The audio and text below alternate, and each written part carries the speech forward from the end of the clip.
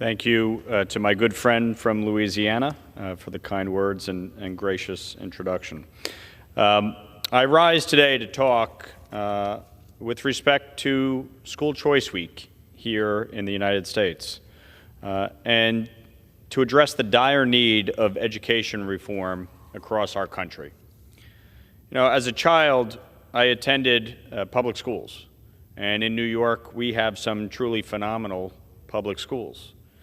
When I was in second grade, I was among the youngest people in my class with a September birthday, and my teacher, an immigrant from Russia, said to my parents that she felt it was important for me to be left back and that I needed time to mature and grow. And my parents were open to the idea so long as she was my teacher again. And at the time, that was not the program. They would give you another teacher within the grade. And so my parents pushed until the school acquiesced and allowed her to teach me a second time. And it was the best thing that ever happened to me because it gave me the opportunity to grow, to mature, to develop. And I went from being one of the youngest in my class to the oldest in my class. And that had a profound impact on me. And as my colleague pointed out, when I graduated college, I graduated as the valedictorian of my class. And I don't say that as a bragging point, I say it as the result, the direct impact that that moment had on my life from an education standpoint. And so, as I think about education and the impact that it has on our communities and our children, I believe in school choice.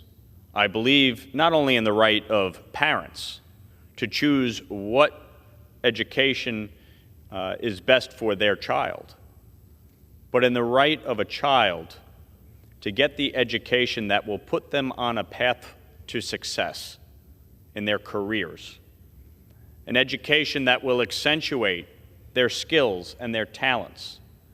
And whether that is a public school education or a private school education, a charter school, or a vocational school, those options must be available to every child. No child should ever be victim to a poor education because of their parents' wealth or their zip code. And too often we see that children are left in substandard schools because of politics, and it's wrong. Now, as I mentioned, I'm a product of public schools. My sister-in-law is a special education teacher in the very district that I graduated from. She's part of the teachers' union.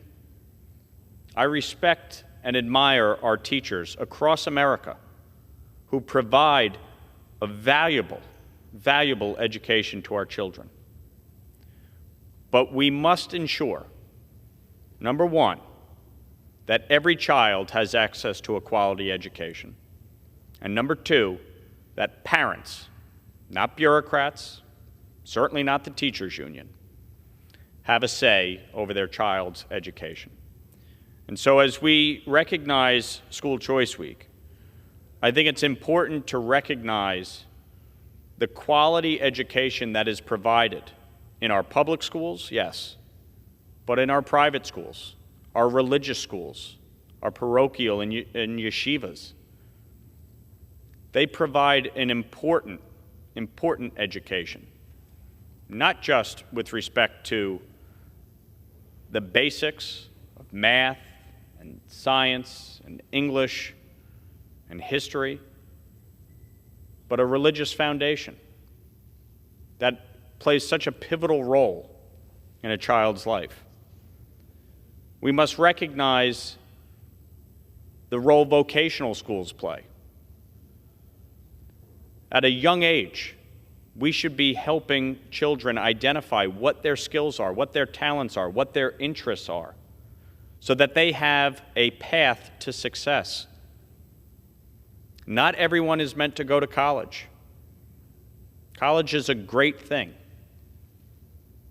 As somebody who graduated at the top of my class, I believe in a college education.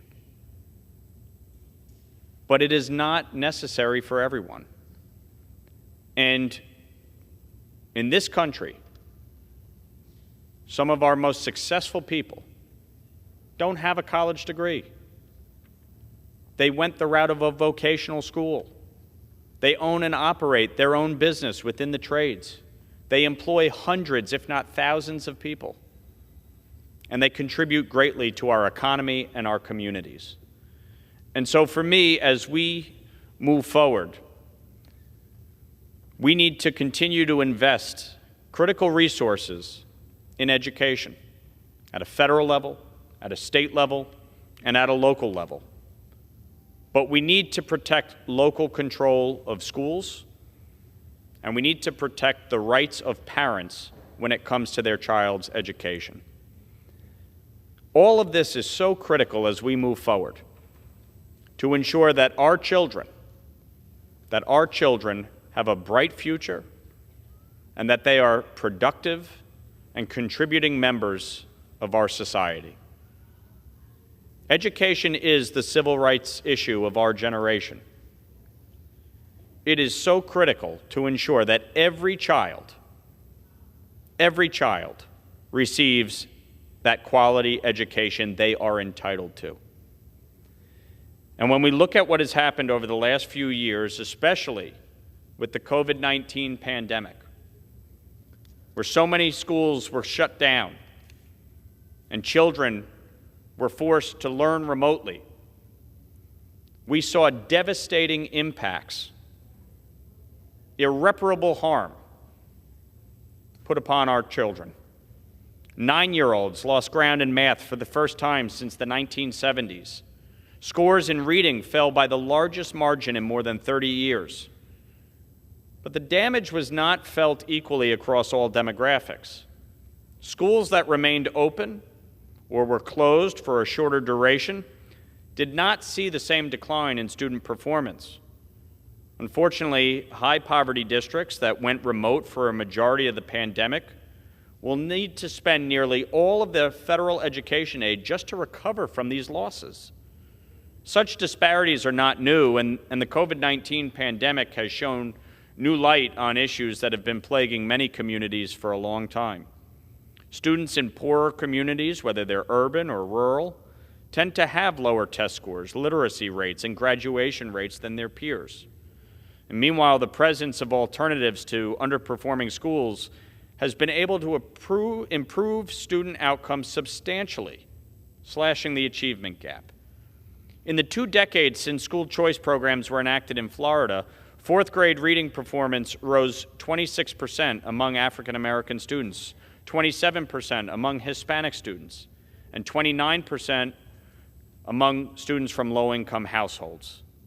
Similarly, math performance rose 27 points among African American students, 19 points among Hispanic students, and 21 points among low-income students. In my state of New York, charter schools have made a big difference in some of the same communities that struggle. According to 2019 test scores, 63% of charter school students in grades 3 through 8 passed the state math exam, compared to 46% for traditional public school students. Additionally, 57% of charter school students in the same grade levels were proficient in English language arts, while the percentage for traditional public school students was 47%.